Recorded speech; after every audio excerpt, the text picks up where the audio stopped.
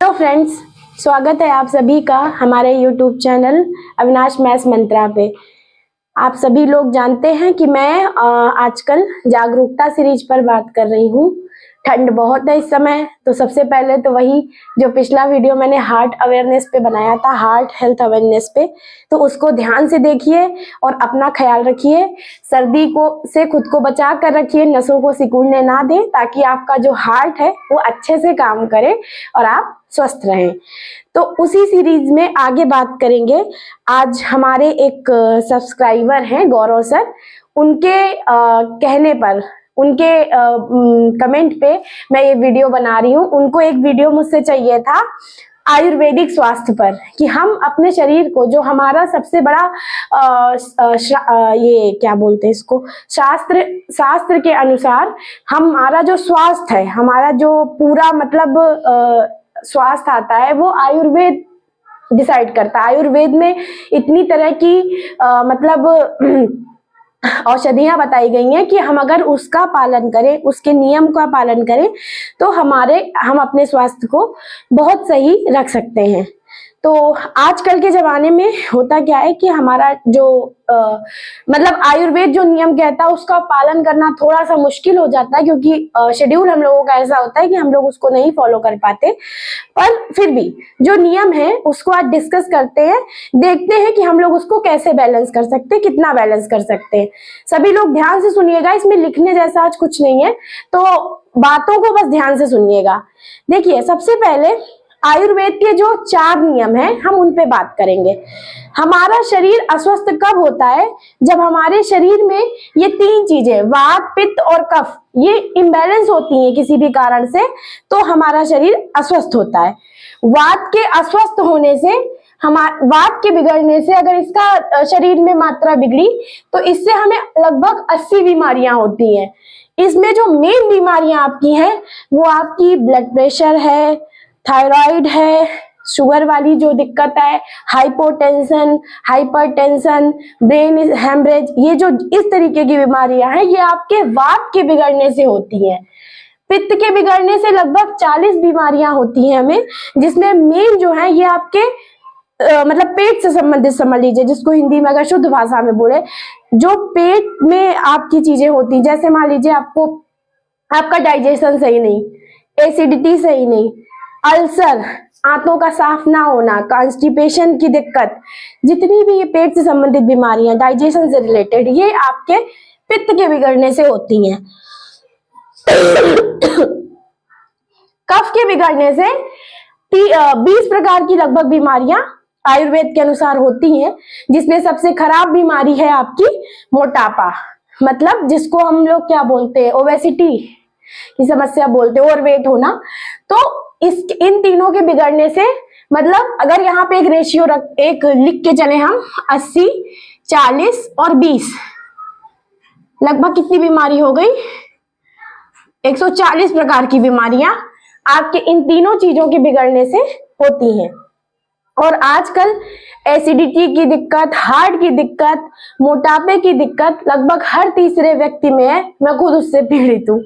तो यहाँ पे लोग ये भी कहेंगे कि इतना ज्ञान है, इतना ज्ञान दे रही है, लेकिन खुद उसका इलाज नहीं है। तो उसके कई भी कारण होते हैं, क्योंकि जैसा कि हमारे चैनल पे लगभग सभी को पता होगा कि मैं बाई बर्थ अपनी आंखों की समस्या से पीड़ित हूँ। काला मोतिया की दिक्कत है मुझे, उसकी दवा से ही, उसकी जो दवा है वो मेरे शरीर में इन तीनों का संतुलन कभी नहीं रहने देगी। तो फिर भी मैं जितना अपना कर सकती हूँ बेस्ट मैं भी करती हूँ, और सलाह भी आप लोगों को देती हूँ, क्योंकि सबको ये समस्या नहीं है मेरी वाली। तो मेरे ऊपर जो चीज कारगर नहीं भी हो रही है, आपके ऊपर जरूर होगी।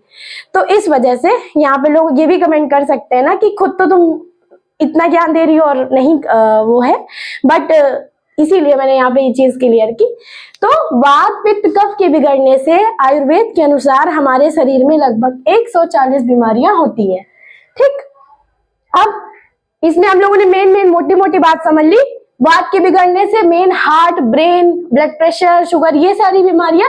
पित्त के बिगड़ने से आपके डाइजेशन से रिलेटेड जितनी बीमारियां होती हैं, और ये आपके कफ के बिगड़ने से जो बीमारियां होती हैं, उनमें सबसे मेन अगर आप समझे तो मोटापा की समस्या होना। ठीक, अब देखिए, अब इसको बैलेंस करने के लिए कुछ नियम बताए हैं आयुर्वेद ने।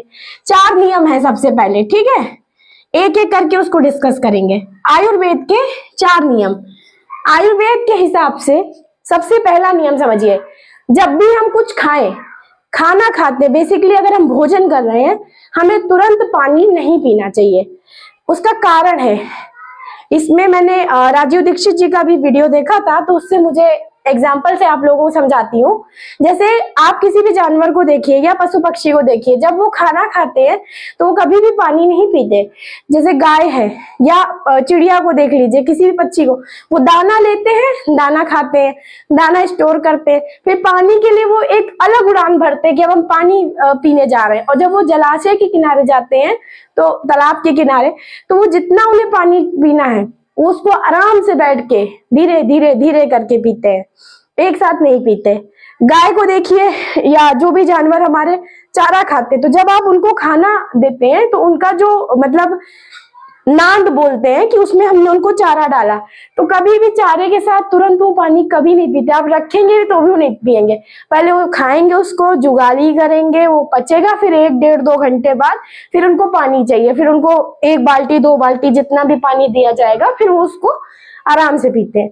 तो आपका आयुर्वेद का पहला नियम, भोजन के साथ तुरंत कभी पानी ना पिए। पानी फिर कब पिए?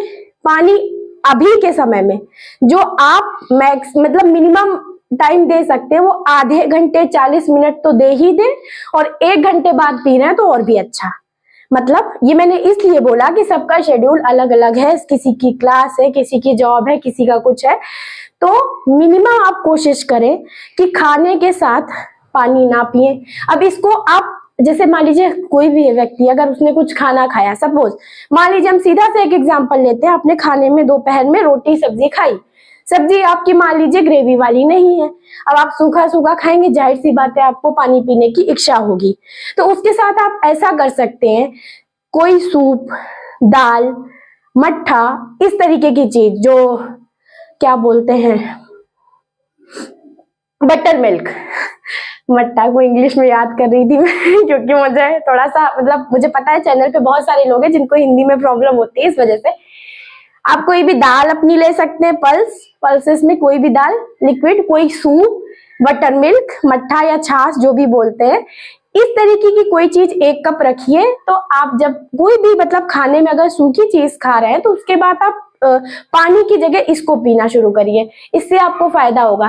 फिर 40 मिनट, 45 मिनट या मैक्सिमम 1 घंटे बाद, ठीक, जितना आप गैप, मिनिमम आप 40 मिनट तो गैप रखिए ही, उसके बाद आप आराम से बैठ के पानी पीजिए। तो पहला नियम है, खाने के तुरंत बाद पानी नहीं पीना है। कब पीना है? आफ्टर 40 मिनट्स या 1 आवर, जितना आप गैप दे सके बहुत अच्छा। और खाने के तुरंत बाद आपको अगर पानी पीने की इच्छा है तो आपको ऑप्शन दिए मैंने, कोई भी लिक्विड सब्जी, या तो आप ग्रेवी वाली खाइए, या दाल रखिए, सूप रखिए, मट्ठा रखिए, बटर मिल्क, छाछ, कुछ भी जो भी आपको ठीक लगे, ठीक। दूसरा नियम, पानी को जब भी पीना है वो थोड़ा थोड़ा पीना है। थोड़ा थोड़ा मतलब जैसे हम लोग बॉटल लेते, ग्लास लेते, गट गट गट गट पीना शुरू। पानी कभी भी ऐसे नहीं पीना चाहिए। पहली बात तो पानी बैठ के पीजिए, 1 घूंट मुंह में लीजिए, जैसे आप घूंट घूंट भर के कोई गर्म चीज पीते हैं, जैसे दाल पीते हैं, दूध पीते हैं, या ये चाय वगैरह, कॉफी वगैरह, सिप सिप करके थोड़ा सा मुंह में पानी भरिए, उसको आराम से पीजिए, फिर दूसरा घूंट लीजिए, फिर पीजिए, टाइम देके पीजिए। कभी भी गट गट गट करके एक बार में पानी नहीं पीना चाहिए। दूसरा नियम।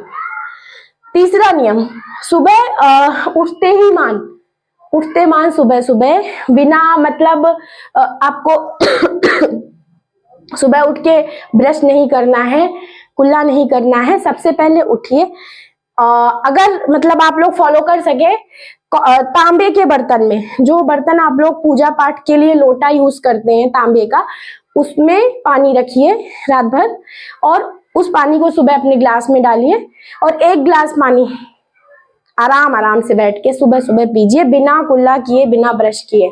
बस सोकर उठे हैं, बस पानी पीजिए थोड़ा सा। हाँ, यहाँ मैं ये नहीं कहूंगी कि आप 1 लीटर पानी उठते मान पीजिए, हर इंसान नहीं पी सकता। यहाँ पे 2-3 केसेस आपको ध्यान में रखना है।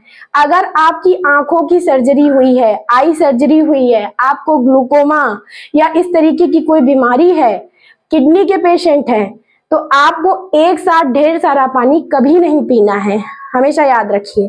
इसीलिए मैंने बोला कि 1 लोटा पानी रखिए नॉर्मल, और 1 ग्लास, एक नॉर्मल ग्लास 100 ml 200 ml, इतना पानी बस आप सुबह सुबह थोड़ा थोड़ा पीजिए। जो ज्यादा पी सकते हैं या जिनको पता है कि वो आधा लीटर या 1 लीटर पी पाएंगे, जो स्वस्थ हैं वो पी सकते हैं। लेकिन अगर वो किसी उनका एक्सेप्शनल केस है तो वो ध्यान रखें इस बात को कि मैंने ये नहीं कहा कि हर आदमी उठे और 1 लीटर पानी पी ले। अपनी सुविधा अनुसार, सबकी शरीर अलग अलग है, सबके साथ दिक्कतें अलग अलग हैं, तो बात को समझने की कोशिश करिए यहाँ पे कि ये जो केस मैं बता रही हूँ आयुर्वेद के हिसाब से बता रही हूँ, और जो भी नियम है आपके वो एक स्वस्थ इंसान के लिए बनाए गए हैं। आपको कोई दिक्कत है तो आप उससे अलग हुए थोड़ा, तो आपको उस चीज को अपने अनुसार ढालना है। आप ज्यादा पानी नहीं पी सकते, आप 100 ml पी सकते हैं, आप 100 ml पीजिए। 200 ml पी सकते हैं, 200 ml पीजिए। आधा लीटर पी सकते हैं, आधा लीटर पीजिए। लेकिन सुबह सबसे पहले उठते मान आप पानी को प्रेफरेंस दीजिए। नॉर्मल आप अपने लोटे में, तांबे के बर्तन में रखेंगे तो वो पानी अच्छा होता है पीने के लिए। दूसरी चीज, चौथा नियम और सबसे इंपॉर्टेंट नियम, कभी भी ठंडा पानी मत पीजिए। ठंडा पानी आपके शरीर के लिए, आपके डाइजेशन के लिए बहुत ही नुकसानदायक है। आप जब भी, अच्छा यहाँ पे क्या होता है, ठंडा पानी से मान लीजिए गर्मी बहुत पड़ रही है तो आप ऐसा कर सकते हैं, मान लीजिए गर्म पानी, बहुत ज्यादा गर्म पानी है तो आप, अब वैसा सिस्टम नहीं है कि मतलब हम तो उसको ऐसा पानी रखिए कि जो पानी आपका नॉर्मल टेम्परेचर पे हो उसको पीजिए। या जैसे मान लीजिए आपके यहाँ फ्रिज वाला पानी आप लोग पीते हैं, बर्फ डाल के पीते हैं, ये सब अवॉइड करिए। बेटर है कि आप घड़े में पानी रखिए, मिट्टी के बर्तन में पानी रखिए, उसको पीना शुरू करिए। रूम टेम्परेचर पे जो नॉर्मल पानी होता है हमेशा उसी को पीजिए, चाहे जितनी भी गर्मी हो या जितनी भी ठंड हो। ठंड में तो आदमी गुनगुना पानी भी पीता है, क्योंकि अगर पानी रखा हुआ है किसी बर्तन में तो ठंडा हो जाता है। तो ऐसा नॉर्मल टेम्परेचर का पानी पीजिए, जो आपकी बॉडी का तापमान है उससे बहुत कम तापमान का पानी या बहुत ज्यादा तापमान का पानी आपके शरीर को बहुत बुरी तरह से प्रभावित करता है। अब इस बात पे हम चर्चा करेंगे कि मैंने 2 बातें बोली, पानी नॉर्मल पिए, ठंडा ना पिए, और दूसरा खाने के तुरंत बाद पानी ना पिए। इसका कारण क्या है? इसका कारण ये है कि जब भी हम खाना खाते हैं हमारे पेट में क्या होता है, डाइजेस्टिव जूसेस रिलीज होते हैं। खाना लार के साथ मिलके मुंह से ही पचना शुरू होता है, डाइजेशन मुंह से ही स्टार्ट होता है। धीरे धीरे आप चबा के खाएंगे, लार के साथ खाना आपके पेट में पहुंचता है, ठीक है, तो उसका डाइजेशन शुरू होता है। आपके लीवर से आपके जो पैंक्रियाज है और स्टमक है, इसमें सब अलग अलग डाइजेस्टिव जूसेस रिलीज होते हैं जिनका नेचर एसिडिक होता है, ठीक।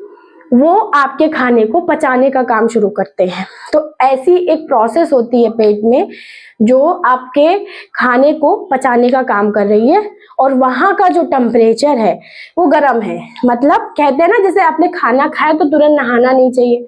क्यों नहीं नहाना चाहिए? यही कारण है, जो पेट में डाइजेशन स्टार्ट हो गया है आपके खाने से, वहां का एनवायरनमेंट गर्म हो गया है। अब आप एकदम से तुरंत खाने के बाद अगर पानी पिएंगे तो पानी क्या करेगा, उस टेम्परेचर को डाउन कर देगा, या आप नहा लेंगे तो आपकी बॉडी टेम्परेचर कम हो जाएगा। तो वो जो आपका डाइजेशन शुरू था, खाना जो पच रहा था, वो अब सही से नहीं होगा। आप ऐसे समझ लीजिए, जैसे मान लीजिए सपोज आप खीर बना रहे हो, ठीक है, किसी कारण से आपकी खीर कच्ची रह जाए, मतलब अनप्रोसेस्ड रह जाए या हाफ सेमी प्रोसेस्ड रह जाए, क्या आप उस खीर को खा पाएंगे? नहीं खा पाएंगे। कोई भी चीज आप बना रहे हो बीच में ही अधपकी रह जाए, तो इसी तरह खाने का है। वो खाना क्या होगा, पानी पीने से, नहाने से या किसी प्रकार से वो जो प्रोसेस चल रहा है, कम से कम 1 घंटे वो प्रोसेस तेजी पे रहता है। तो अगर आपने पानी पी लिया या नहा लिया, वो प्रोसेस आपका डिस्टर्ब हो गया, जो फूड था आपके स्टमक में वो अब क्या होगा, वो सड़ जाएगा।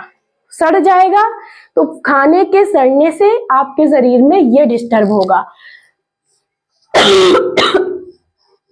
इससे आपको फिर एसिडिटी और डाइजेशन ना होने से, प्रॉपर डाइजेशन ना होने से सड़ी हुई चीज जहां भी रहेगी वो आपके शरीर को बेकार करेगी। दूसरा कारण कि जैसे मैंने बोला कि सुबह उठते मान आपको पानी पीना, उसका कारण समझिए। आप रात में मान लीजिए एक जो ऑनेस्ट टाइम लेते हैं, 8 बजे सपोज आपने डिनर किया, ठीक, आप सो गए, आप एक अच्छे व्यक्ति हैं, अच्छे व्यक्ति का मतलब आप सुबह 6 बजे उठ जाते हैं। ठीक, आप उठे 8 से 6, लगभग आपका मान लीजिए मोटा मोटा 10 घंटे 8 घंटे का वक्त हो गया। ठीक, 8 घंटे में क्या हुआ, आपके जो रात में आपने खाना खाया था उसका डाइजेशन हुआ होगा। फिर उसके बाद क्या होगा, आपके स्टमक में जो एसिड है, जो एसिडिक जूसेस है, उसकी मात्रा एकदम सुबह हाई पे होती है, मतलब मैक्सिमम उस पे होती है। अब आपके स्टमक का एनवायरनमेंट पूरा एसिडिक है, आप सुबह सुबह उठे, आपने पानी पिया, पानी सिप सिप करके पीजिए, घूंट भर के।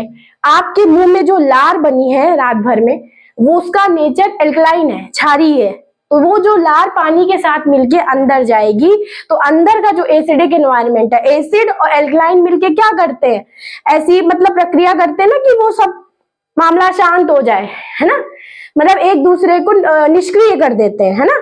तो ये मतलब हुआ कि सुबह जब आप सबसे पहले पानी पिएंगे तो आपके पेट में, जो स्टमक में जो एसिडिक एनवायरनमेंट क्रिएट हुआ है वो शांत हो जाएगा। अब आप कुछ भी खाएंगे पिएंगे तो वो अच्छे से डाइजेशन की तरफ जाएगा। सुबह कुछ लोग गलती करते हैं, बेड टी, सुबह उठते ही मान बेड पे 1 कप चाय, चाय एसिडिक नेचर की होती है। ठीक, अंदर पहले से ही एसिडिक एनवायरनमेंट है और आपने सुबह सुबह उठते मान सबसे पहले पी ली चाय, क्या होगा बताइए, एसिड अंदर पहले भी था और बढ़ा लिया, तो वो नहीं करना है। ठीक, तो ये जो 4 नियम है इसको विशेष ध्यान रखिए।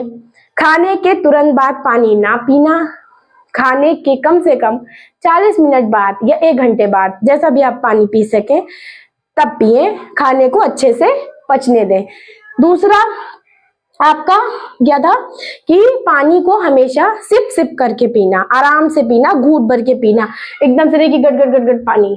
तीसरा नियम आपका सबसे इंपॉर्टेंट था कि सुबह उठते ही मान सबसे पहले एक नॉर्मल टेम्परेचर का पानी 100 ml 200 ml आधा लीटर, जितना आपके शरीर इजाजत दे या जितना आपकी मेडिकल हेल्थ या कंडीशन इजाजत दे।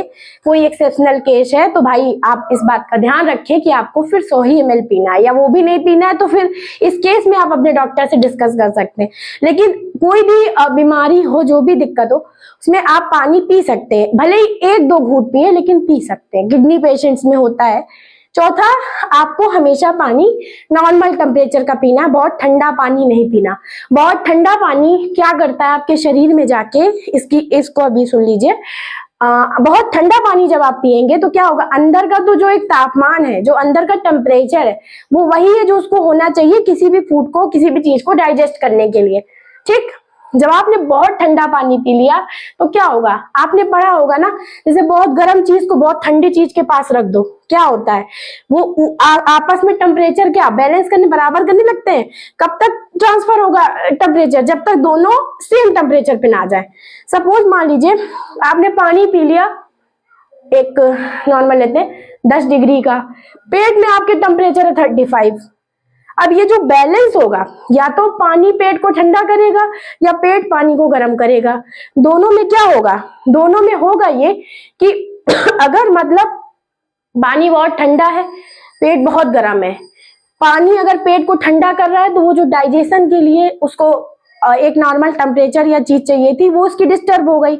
उस केस में पेट क्या करेगा, ब्लड खींचेगा, अलग अलग पार्ट्स में जो ब्लड सर्कुलेट हो रहा है आपके सांस लेने पर, वो सारा जो ब्लड होगा उस पेट के टेम्परेचर को बैलेंस करने के लिए पेट क्या करेगा, ब्लड सारे दूसरे ऑर्गन से ब्लड वहां से खींचना शुरू करेगा पेट के टेम्परेचर को बैलेंस करने के लिए। और इसमें क्या होगा, जो ब्लड आपकी किडनी को चाहिए था, जो लीवर को चाहिए था, जो हार्ट में आना था, जो लंग्स में था, जो ऊपर ब्रेन में था, जो सर्कुलेशन था, वो सब डिस्टर्ब होके आपके शरीर को वात का दोष देगा, फिर ये इम्बैलेंस कर देगा। और यही इम्बैलेंस होने से क्या होगा भाई, मान लीजिए पेट बहुत ठंडा, हार्ट ठंडा, फिर दिमाग को ठंडा होने में टाइम नहीं लगता, और जैसे ही हार्ट ठंडा फिर आप गए, फिर सीधे राम नाम सत्य होता है, फिर आपको कुछ नहीं हो सकता। तो ऐसा सिचुएशन ना क्रिएट करें। ऐसे अब आप कहेंगे कि कुछ लोग बहुत चिल्ड पानी पीते हैं लेकिन अभी तक वो जिंदा है, तो भाई देखिए कुतर्क का तो कुछ नहीं है। लेकिन आप एक नॉर्मल सी, आप सभी लोग अभी तक लाइफ में प्रैक्टिकल हैं, ज्यादातर लोग साइंस पढ़े हुए हैं, तो आप समझिए कि टेम्परेचर आपस में क्या होगा, बहुत गर्म चीज पे बहुत ठंडी चीज और बहुत ठंडी चीज पे बहुत गर्म चीज हमेशा नुकसान करेगी, है ना। तो इसके हिसाब से मैंने बताया। इसका सबसे रामबाण जो इलाज है इन तीनों दोषों को मतलब वो करने का, वो है आपका त्रिफला। त्रिफला सभी लोग जानते होंगे। इसमें 3 चीजें होती हैं। एक तो आपकी हर होती है, ठीक है, दूसरा बहेड़ा और तीसरा आपका आंवला। ये त्रिफला पाउडर के नाम से आपको बहुत मिलेगा मार्केट में। और दूसरा आपको जैसे आपकी नॉर्मल जो जनरल स्टोर होती है ना, उस पे आप ये तीनों अलग अलग भी खरीद सकते हैं। आप नेट पे चेक कर लीजिए, आपको पता चल जाएगा। हरड़, बहेड़ा और आंवला, इस तीनों को आप क्या कर सकते हैं, घर में ला के पाउडर बना लीजिए। सूखा आंवला होता है, बहेड़ा होता है, हरड़ होती है, ठीक है, बड़ी हरड़ यूज होती है इसमें, ठीक है। इसका रेशियो, अगर इसकी मात्रा आपने 1 ली है तो इसको 2 लीजिए, इसको 3 लीजिए। मतलब सपोज ये 100 ग्राम है, ठीक है, तो आपकी बहेड़ जो होगी वो 200 ग्राम होगी और आंवला जो होगा वो आपका 300 ग्राम होगा। ये रेशियो होता है त्रिफला का। त्रिफला माने 3 चीजें। इसको क्या करेंगे, इस पाउडर को अपने पास रख लीजिए, या तो आप मार्केट से ले लीजिए, खुद से बनाना चाहते हैं तो परचून की दुकान से, आप नॉर्मल जनरल स्टोर से ये 3 आइटम परचेज करिए, ये हर जगह मिलते हैं ज्यादातर। अब तो ऑनलाइन भी मिलता होगा। तो 100 ग्राम, 200 ग्राम और 300 ग्राम के रेशियो में इसको पाउडर बना के आपस में मिला दीजिए, लगभग 600 ग्राम हो जाएगा आपका, ठीक, लगभग क्या पूरा ही 600 ग्राम हो जाएगा। तो इसको 1 चम्मच सुबह,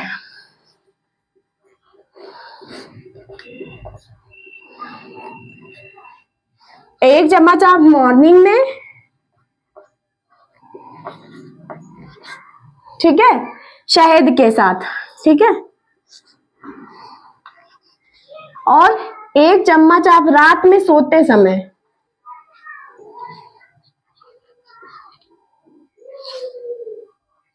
रात में सोने से पहले गर्म पानी के साथ।